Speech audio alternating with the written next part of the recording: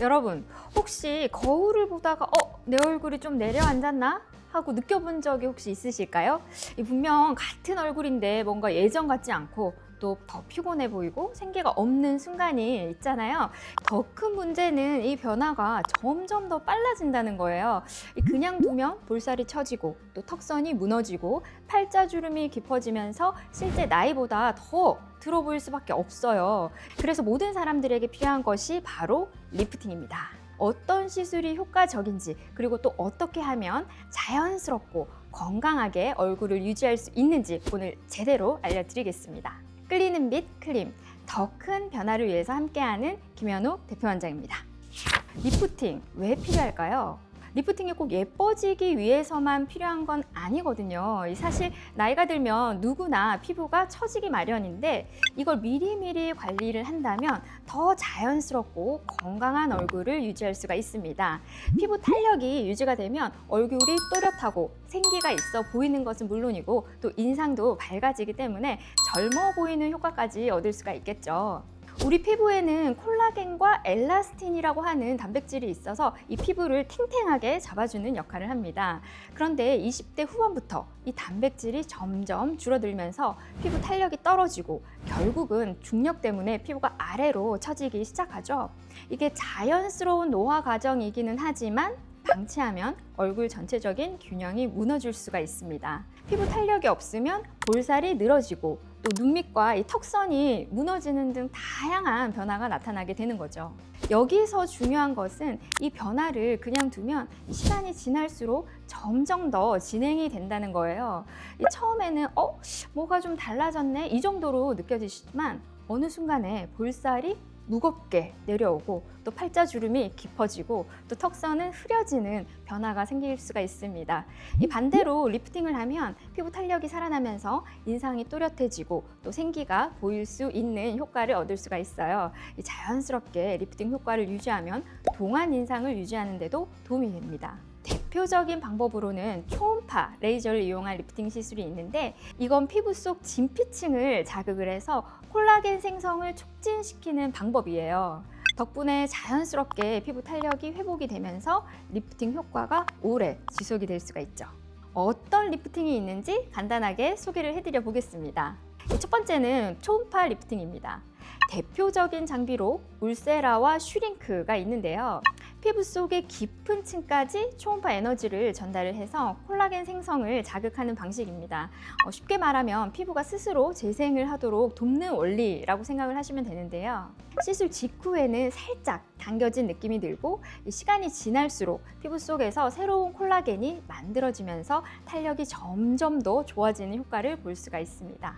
레이저 장비 중에서도 가장 강력한 효과를 보이면서도 또 자연스러운 리프팅을 원하는 분들에게 추천을 드립니다. 두 번째는 고주파 리프팅입니다. 이 방법은 피부를 부드럽게 가열을 해서 콜라겐과 엘라스틴 생성을 촉진시키는 방법인데요.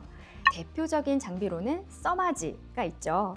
피부 표면을 손상시키지 않으면서도 이 속부터 탄력이 차오르게 만들어주는 원리입니다.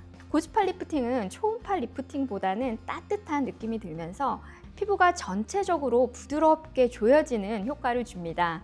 특히 피부가 얇거나 건조해서 이 초음파보다 부드러운 자극을 원하시는 분들에게 추천을 드립니다.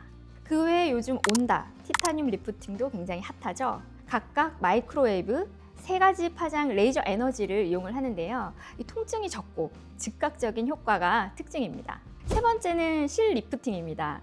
이 방법은 피부 속에서 녹는 실을 사용을 해서 피부를 당겨주는 방법인데요. 즉각적으로 처진 피부를 들어 올려주면서 시간이 지나면서 실이 녹으면서 콜라겐 생성을 촉진을 시켜줍니다. 실 리프팅은 예전에는 티가 많이 난다거나 또 유지 기간이 짧다는 인식이 있었었는데요.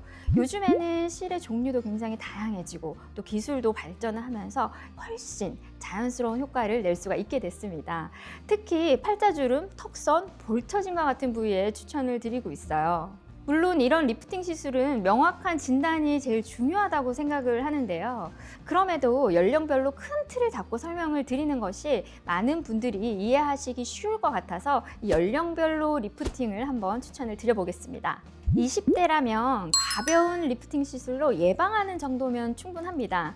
초음파 리프팅이나 레이저 리프팅으로 피부를 탄탄하게 유지하는 것이 중요해요. 이 시기에는 꾸준히 관리하면 3, 40대가 되어도 피부 탄력이 훨씬 오래 유지가 됩니다. 30, 40대에는 콜라겐이 눈에 띄게 줄어드는 시기이기 때문에 조금 더 적극적인 관리가 필요한데요. 이때는 초음파 리프팅과 또 고주파 리프팅을 병행을 하거나 또는 실리프팅을 추가해서 탄력을 보충하는 것이 좋은 방법이 될 수가 있습니다. 50대 이후에는 피부 처짐이 굉장히 이제 뚜렷해지기 시작하죠. 따라서 보다 강력한 리프팅이 필요할 수 있어요. 실리프팅과 에너지 리프팅을 함께 활용을 하거나 경우에 따라서는 이 최소 절개 리프팅을 고려하는 것도 한 가지 방법입니다. 특히나 이 볼처짐이나 이중턱과 같은 변화가 신경이 쓰이기 시작하는 시기이기 때문에 얼굴 전체적인 탄력을 고려한 리프팅이 필요할 수가 있습니다. 피부 탄력은 한번 무너지기 시작하면 되돌리기 쉽지가 않아요. 하지만 적절한 시기에 이 리프팅 관리를 시작하게 되면 노화의 속도를 늦추고 또 훨씬 자연스럽고 건강한 얼굴을 유지할 수 있습니다. 요즘 리프팅은 단순히 젊어 보이기 위해서가 아니라 더 생기 있고 건강한 얼굴을 유지하기 위해서 하는 분들이 많아졌어요. 그래서 20, 30대부터 예방 차원에서 시작하는 분들도 있고 또 40, 50대 이후에는 좀 더 적극적으로 관리하는 분들도 많습니다. 리프팅을 한번 해볼까 고민 중이라면 너무 늦기 전에 시작하는 게 좋습니다. 이 피부는 미리 관리할수록 효과가 더 좋고 또 자연스럽게 유지할 수가 있거든요.